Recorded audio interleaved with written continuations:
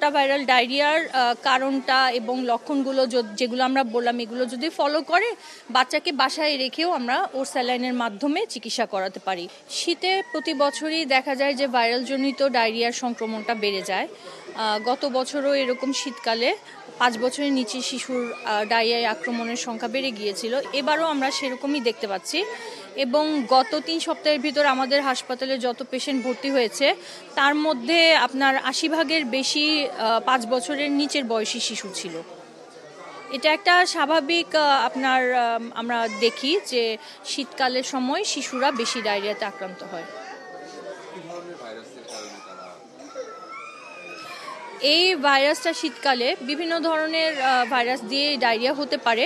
তো আমরা এখানে পরীক্ষা করতে পারছি রোটা ভাইরাসের ডায়রিয়াটা।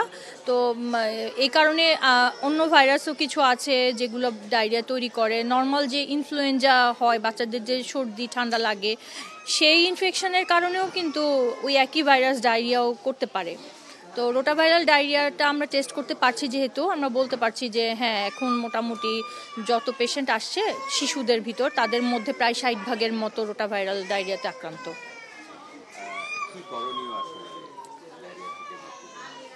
সবচেয়ে প্রথম যেটা যে আসলে আমাদের ভিতরে একটা সচেতনতা থাকা উচিত যে এই সময় যে বাচ্চারা ডায়রিয়াতে আক্রান্ত হচ্ছে এটা বেশিরভাগ ক্ষেত্রেই ভাইরাসের জন্য হচ্ছে।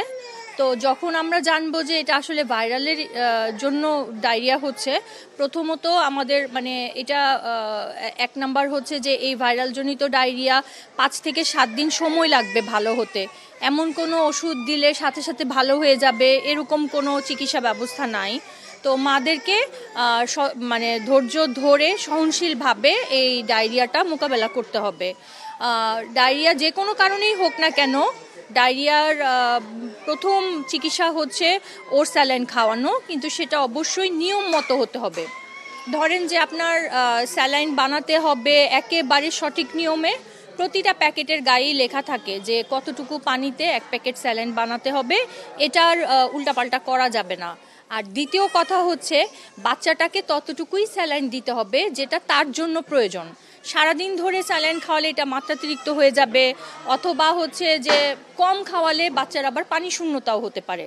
তো প্যাকেটের গায়ে এটাও লেখা থাকে কোন বয়সী শিশুর জন্য কয় চামচ করে স্যালাইন দিতে হবে। আমরা যেন এগুলা মেনে তারপরে বাচ্চাকে ওর স্যালাইনটা দেই।